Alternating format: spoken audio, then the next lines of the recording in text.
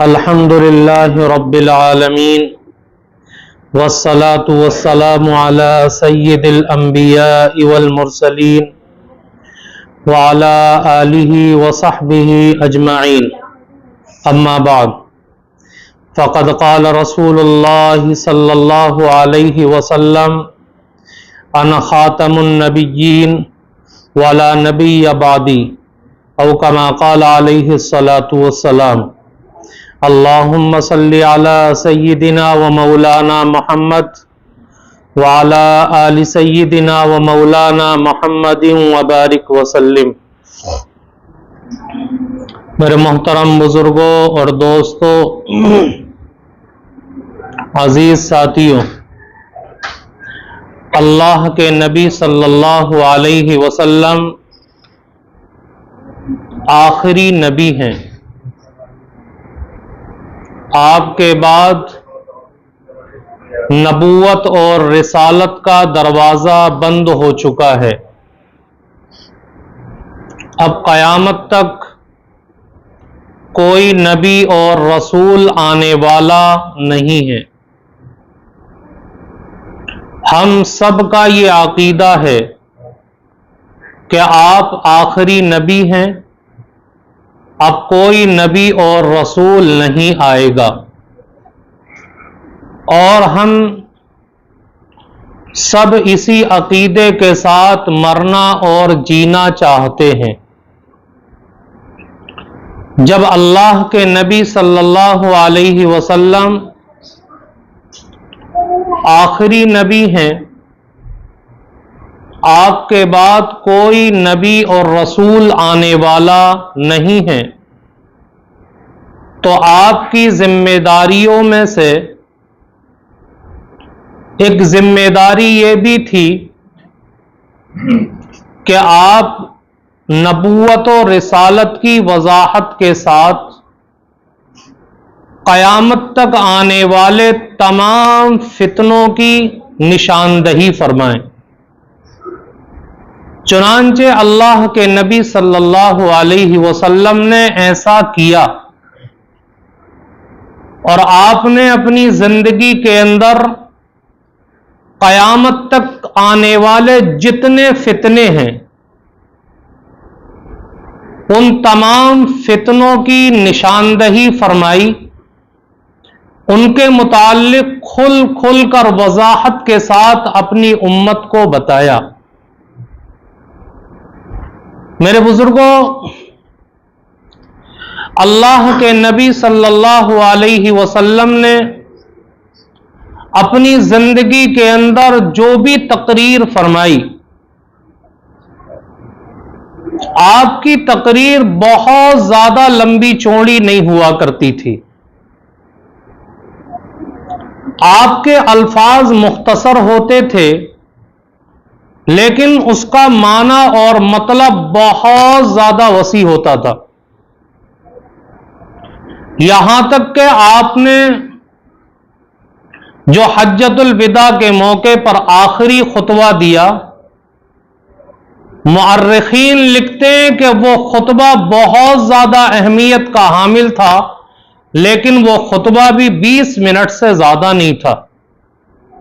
اللہ کے نبی بہت لمبی چوڑی تقریریں نہیں کیا کرتے تھے، لیکن ایک حدیث سے پتہ چلتا ہے، مسلم شریف کی ایک حدیث ہے جس کے راوی ہیں حضرت ابو زید رضی اللہ تعالی عنہ۔ وہ کہتے ہیں کہ ایک مرتبہ اللہ کے نبی صلی اللہ علیہ وسلم نے بہت لمبی چوڑی تقریر کی۔ کتنی لمبی چوڑی؟ کہتے ہیں کہ فجر کی نماز سے فارغ ہونے کے بعد اللہ کے نبی صلی اللہ علیہ وسلم منبر پر چڑھے اور آپ نے لوگوں کے سامنے خطبہ دینا شروع کیا۔ تقریر کرتے رہے یہاں تک کہ ظہر کا وقت آ گیا۔ پھر آپ نے ظہر کی نماز پڑھائی، نماز سے فارغ ہونے کے بعد پھر آپ منبر پر چڑھے، آپ نے تقریر شروع کی یہاں تک کہ عصر کا وقت ہو گیا۔ پھر عصر کی نماز پڑھی असर के नमाज के से फारिग होने के बाद फिर आपने मिंबर पर चढ़कर तकरीर की, यहां तक कि मगरिब का वक्त हो गया। तो सुबह से लेकर शाम तक अल्लाह के नबी अलैहिस्सलातु वस्सलाम सहाबा इकराम के सामने तकरीर करते रहे, समझाते रहे। शागिर्दों ने हजरत अबू ज़ैद रज़ी अल्लाह ताला अन्हु से मालूम किया कि जी अल्लाह के नबी अलैहिस्सलातु वस्सलाम का तो मामूल था कि आप बहुत लंबी चौड़ी तकरीर नहीं किया करते थे, लेकिन आपने एक मर्तबा इतनी लंबी तकरीर की कि सुबह से शाम तक। तो इतनी लंबी तकरीर के अंदर अल्लाह के नबी ने क्या समझाया सहाबा को, क्या तकरीर की? हजरत अबू ज़ैद रज़ी अल्लाह ताला अन्हु कहते हैं कि पहले तो अल्लाह के नबी सल्लल्लाहु अलैहि वसल्लम ने इंसान और जिन्नात के मुताल्लिक, तमाम अंबिया के ताल्लुक से उनकी कौमों के मुताल्लिक आपने समझाया सहाबा को। उसके बाद दूसरा मौजू अल्लाह के नबी का कयामत तक आने वाले तमाम फितने थे कि कैसे कैसे लोग आएंगे, वो किस किस तरीके के दावे करेंगे, कैसे लोगों को बहकाने की कोशिश करेंगे, कैसे लोगों को दीन से हटाने की कोशिश करेंगे। अल्लाह के नबी ने फिर उसके बाद तमाम आने वाले फितनों को तफसील से समझाया। अब मेरे बुजुर्गों गौर करें कि अल्लाह के नबी सल्लल्लाहु अलैहि वसल्लम इतनी तफसील के साथ क्यों समझा रहे हैं अपनी उम्मत को, ताकि सारी की सारी चीजें खुलकर के सामने आ जाएं और उम्मत का कोई भी फर्द आने वाले फितनों का शिकार होकर के अपने दीन और ईमान को खराब ना कर बैठे। और ऐसा हुआ कि अल्लाह के नबी अलैहिस्सलातु वस्सलाम की वफात के वक्त भी लोगों ने नबूवत का दावा किया। मुसैलमा कज़्ज़ाब ने नबूवत का दावा किया। अल्लाह के नबी ने एक लश्कर भेजा उससे मुकाबले के लिए। उसके बाद अल्लाह के नबी सल्लल्लाहु अलैहि वसल्लम की वफात के बाद ना जाने कितने लोगों ने नबूवत का दावा किया, कितने लोगों ने मेहदी होने का दावा किया, कितने लोगों ने ईसा अलैहिस्सलाम होने का दावा किया, और ये दावे चलते चले गए और आज तक हो रहे। यहां तक कि हिंदुस्तान के अंदर भी सबसे पहला फितना 9वीं सदी हिजरी के अंदर उठा था, और वह फितनाए महदवियत था, जो दावा किया था सैयद मोहम्मद जौनपुरी ने। उन्होंने सबसे पहले अपने इमाम मेहदी होने का दावा किया था कि मैं मेहदी हूं, और वो कहा करते थे, दावा किया करते थे कि मैं वही मेहदी हूं जिसकी पेशीन गोई अल्लाह के नबी अलैहिस्सलाम ने बयान फरमाई। और यह फितना बड़ी तेजी के साथ फैला था, यहां तक कि 9वीं सदी हिजरी से लेकर के 10वीं सदी हिजरी तक यह फितना चलता रहा है। और सैयद मोहम्मद जौनपुरी कोई मामूली इंसान नहीं थे। हजरत अली मियां नदवी रहमतुल्लाह अलैह ने अपनी किताब में लिखा है कि ऐसे मुअस्सिर इंसान थे कि कोई देख करके और सुन करके ये भरोसा ही नहीं करता था कि इनकी बात हम कैसे ना माने। बड़े बड़े मजमों के सामने जब तकरीर किया करते थे तो पूरे मजमे के ऊपर ऐसे सन्नाटा छा जाता था जैसा कि जादू कर दिया गया। तो उन्होंने सबसे पहले इमाम मेहदी होने का दावा किया था हिंदुस्तान में, और फिर यह फितना चलता रहा और 10वीं सदी हिजरी तक चला है यह फितना हिंदुस्तान में। उनके मानने वाले आज भी हिंदुस्तान के अंदर मौजूद हैं। उसके बाद फिर गुलाम अहमद कादियानी ने दावा किया। गुलाम अहमद कादियानी ने पहले इमाम मेहदी होने का दावा किया, फिर अपने ईसा अलैहिस्सलाम होने का दावा किया, उसके बाद कभी इब्राहिम होने का दावा, ना जाने कितने दावे किए उस शख्स ने। और यह फितना भी बड़ी तेजी के साथ फैला था, और आज भी غلام احمد قادیانی کو ماننے والے موجود ہیں ہندوستان کے اندر، ایک بڑی تعداد ہے قادیانیوں کی۔ اب یہ فتنوں کا سلسلہ ختم نہیں ہوا، آئے دن کوئی نہ کوئی فتنہ کھڑا ہوتا ہے۔ آج بھی قادیانیوں کا ایک بھائی شکیل بن حنیف کھڑا ہوا اورنگ آباد کے اندر، اور آج شکیل بن حنیف کا فتنہ اتنی تیزی کے ساتھ پھیل رہا ہے کہ آپ اس کا اندازہ نہیں لگا سکتے۔ بہت سارے شہروں کے اندر تو جیسے بھوپال ہے، جے پور ہے، حیدرآباد ہے، ان شہروں کے اندر تو باقاعدہ ان کی بڑی بڑی جائیدادیں ہیں، پوری کی پوری بستیاں آباد ہو گئیں شکیل بن حنیف کے ماننے والوں کی۔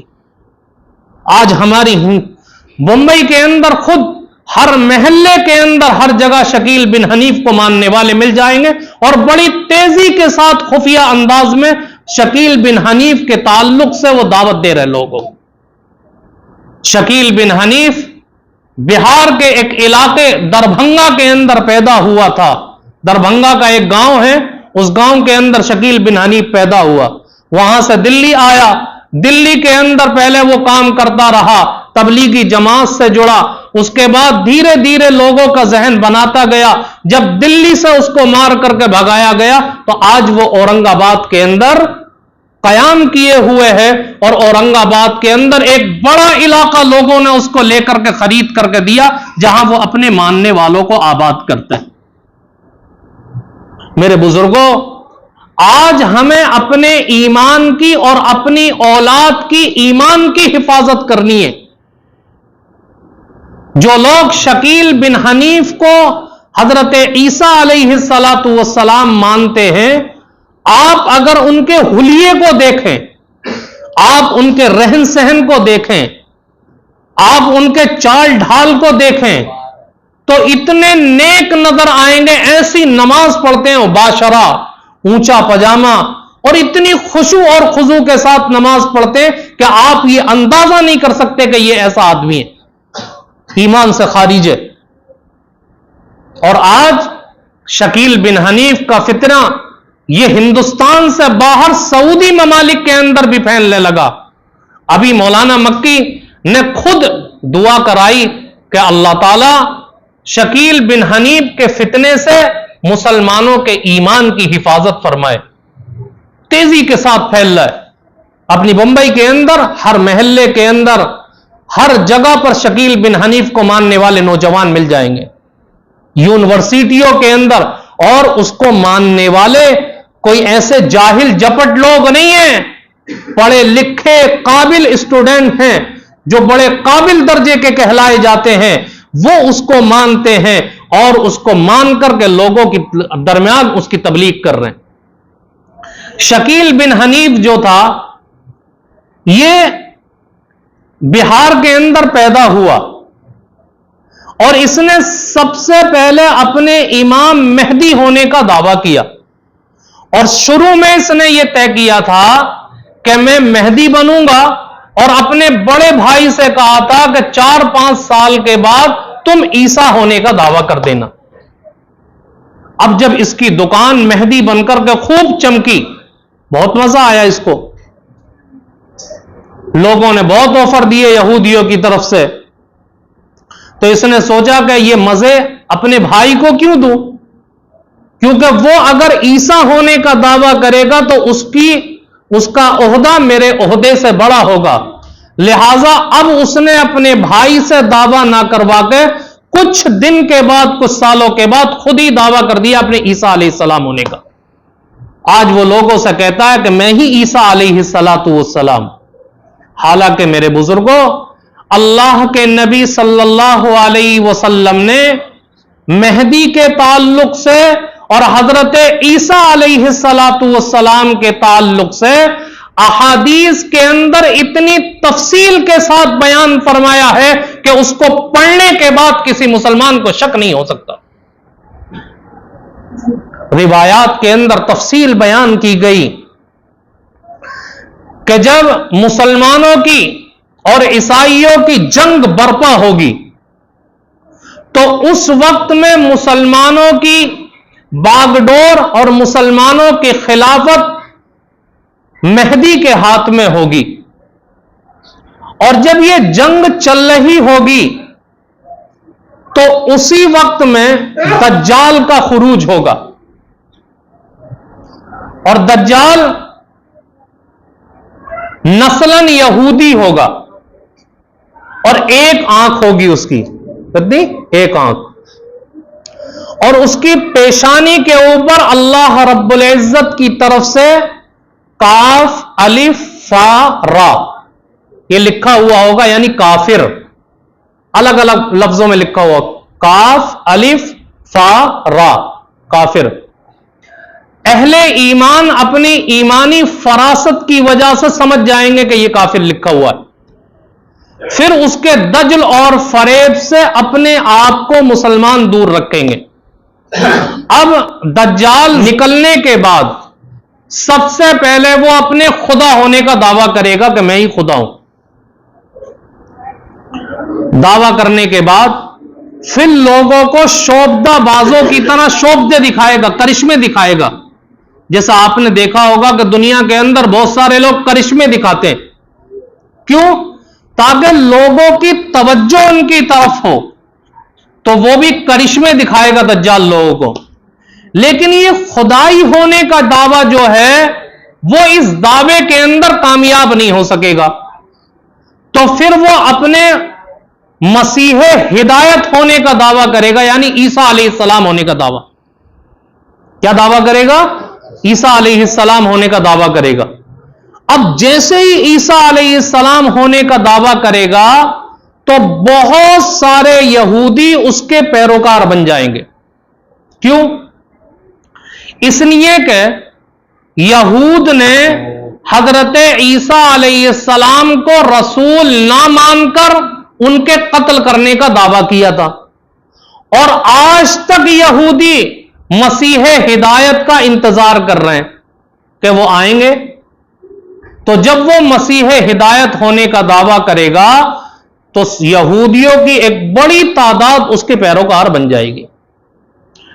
अब वो लोगों को अपनी तरफ मुतवज्जे कर रहा होगा, लोगों के ईमान से खिलवाड़ कर रहा होगा और जंग जारी होंगी। उसी दौरान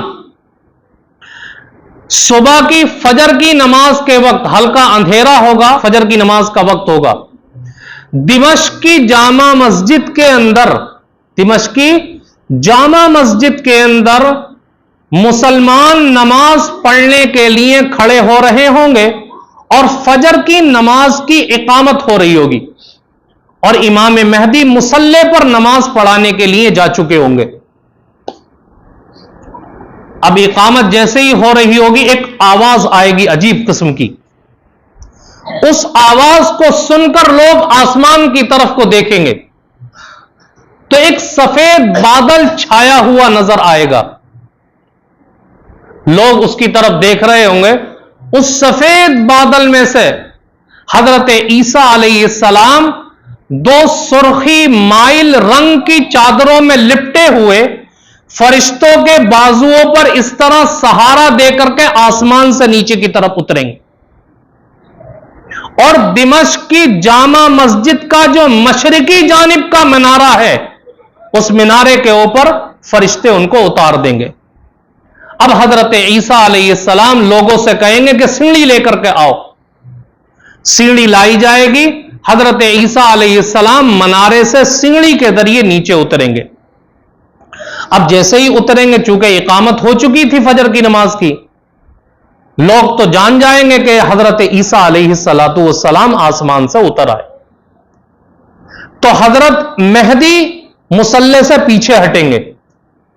हजरत ईसा अलैहिस्सलाम दोनों कंधों के बीच में इस तरह हाथ रखेंगे इमाम मेहदी के और कहेंगे कि आप नमाज पढ़ाइए, क्योंकि इकामत आप ही के लिए कही गई है। चुनांचे महदी मुसल्ले पर पहुंचकर फजर की नमाज पढ़ाएंगे और फजर की नमाज पढ़ाने के बाद तमाम मुसलमानों को लेकर के हजरत ईसा अलैहिस्सलाम अब शहर से बाहर निकलेंगे और शहर से बाहर मकामे लुत पर, बाबे लुद एक दरवाजा है, बाबे लुत पर पहुंचेंगे اور باب لط پر پہنچ کر کے دجال کا آمنا سامنا ہوگا حضرت عیسیٰ علیہ السلام سے. تو چونکہ اس نے حضرت عیسیٰ علیہ السلام ہونے کا دعویٰ کیا دجال نے، اب وہ جھوٹا تھا. جب اصلی عیسیٰ کو دیکھے گا دجال تو حدیث کے اندر آتا ہے کہ نمک کی طرح پگھلنا شروع ہو جائے گا، اور دجال یہ سمجھ لے گا کہ آج میرے دجل اور میری زندگی کا اختتام ہے. چنانچہ حضرت عیسیٰ علیہ السلام باب لط کے اوپر دجال کو قتل کریں گے. اس کے بعد جو یہودی بچ جائیں گے اور جو عیسائی، وہ سارے کے سارے حضرت عیسیٰ علیہ السلام کے ہاتھ پر مسلمان ہو جائیں گے. پھر یہ عیسائی سارے کے سارے مسلمان ہو کر مسلمانوں کے شانہ بشانہ کھڑے ہوں گے، اور اس وقت کوئی مذہب دنیا کے اندر نہیں ہوگا سوائے مذہب اسلام کے. اس کے بعد کچھ دنوں کے بعد یاجوج ماجوج کا خروج ہوگا، لیکن اللہ ان سے بھی حضرت عیسیٰ علیہ السلام کے ذریعے مسلمانوں کی حفاظت فرمائے گا. 40 سال تک حضرت عیسیٰ علیہ السلام کا دور خلافت رہے گا. اس دوران ان کی شادی بھی ہوگی اور بچے بھی ہوں گے، اور ایسا عدل و انصاف قائم کریں گے کہ بھیڑ بکریاں چیتے سارے کے سارے ایک گھاٹ کے اوپر پانی پیئیں گے، لیکن کسی کی ہمت نہیں ہوگی کہ دوسرے کے اوپر ظلم کر سکے. 40 سال دور حکومت کے بعد حضرت عیسیٰ علیہ السلام کا انتقال ہوگا. لوگ جنازے کی نماز پڑھیں گے اور مدینہ کے اندر اللہ کے نبی کے بازو میں لے جا کر کے دفن کر دیں گے. آج بھی روزہ اطہر کے اندر ایک جگہ خالی ہے جس کے اندر حضرت عیسیٰ علیہ السلام دفن کیے جائیں گے. تو حضرت عیسیٰ علیہ السلام کے تعلق سے اتنی تفصیل کے ساتھ اللہ کے نبی نے بیان فرمایا، لیکن تعجب ہوتا ہے ان مسلمانوں کے اوپر جو شکیل بن حنیف کو عیسیٰ علیہ السلام مان کر کے اس کا کلمہ پڑھ کر کے زندگی گزار رہے ہیں. عیسیٰ علیہ السلام تو آسمان سے اتریں گے، وہ تو دربھنگا کے اندر پیدا ہوا. اب وہ کہتا ہے میں دربھنگا سے دلی آ کر کے اترا تھا، تو وہ آسمان سے اتریں گے. دوسری چیز، حضرت عیسیٰ علیہ السلام کو اللہ نے پیدا کیا ہے بغیر باپ کے. حضرت عیسیٰ علیہ السلام کے کوئی باپ نہیں ہے. تو شکیل سے پوچھا جاتا ہے، علماء پوچھتے ہیں کہ تیرا باپ تو ہے حنیف، وہ کون ہے؟ کیا تو اس کی اولاد نہیں ہے؟ تو کوئی جواب نہیں دیتا اور اپنے لوگوں کو سمجھاتا کہ علماء سے مقابلہ نہیں کرنا. آج اس کے ماننے والے چھپ کر کے اتنی تیزی کے ساتھ لوگوں کے درمیان تبلیغ کر رہے ہیں. دارالعلوم وغیرہ سے باقاعدہ اس کے خلاف کفر کا فتویٰ جاری کیا گیا. اور یاد رکھیں کہ جو شکیل بن حنیف کو عیسیٰ علیہ السلام مانتا ہے وہ خود بھی ایمان سے خارج ہے، اور اس کے ماننے والے تمام کے تمام کافر ہیں، ایمان سے خارج ہیں. یہ متفقہ فیصلہ امت کا. اس لیے میرے بزرگوں، اگر کہیں بھی ہمارے گلی محلے کے اندر شکیل بن حنیف کو ماننے والے تبلیغ کرتے ہوئے پائے جائیں، ان کو پکڑ کر کے اپنے عالم کے پاس لائیے اور خدا را ان کی بات مت مانیے. اگر آپ نے ان کی بات مانی اور آپ بھی ان کے تابع ہو کر کے ان کی طرح بن گئے تو یاد رکھیں کہ آپ کا ایمان سلامت نہیں رہا، آپ ایمان سے خارج ہو گئے. اور گزشتہ ہفتے یہ بات بتائی گئی تھی کہ اللہ رب العزت نے جو ہمیں ایمان کی دولت دی ہے، یہ اتنی قیمتی دولت ہے کہ اس کے بغیر نجات نہیں ہو سکتی. اللہ رب العزت کے یہاں مغفرت نہیں ہو سکتی. اگر نجات ملے گی تو ایمان کی بدولت ملے گی، اگر ایمان نہیں ہے تو جہنم کے سوا کچھ نہیں ملنے والا. اس لیے میرے بزرگوں، اپنے ایمان کی حفاظت فرمائیں. یہ فتنے تو آئے ہیں، آتے رہیں گے اور قیامت تک اٹھتے رہیں گے. کوئی زمانہ ایسا خالی نہیں بچے گا کہ جس کے اندر کوئی نہ کوئی فتنہ نہ ہو. اللہ کے نبی تمام فتنوں کی نشاندہی کر چکے ہیں. اللہ تعالی ہم سب کے ایمان کی حفاظت فرمائے اور ہم سب کو جو آج فتنے پھیل رہے ہیں ان لوگوں کے مکر و فریب سے ہماری حفاظت فرمائے. وما علینا الا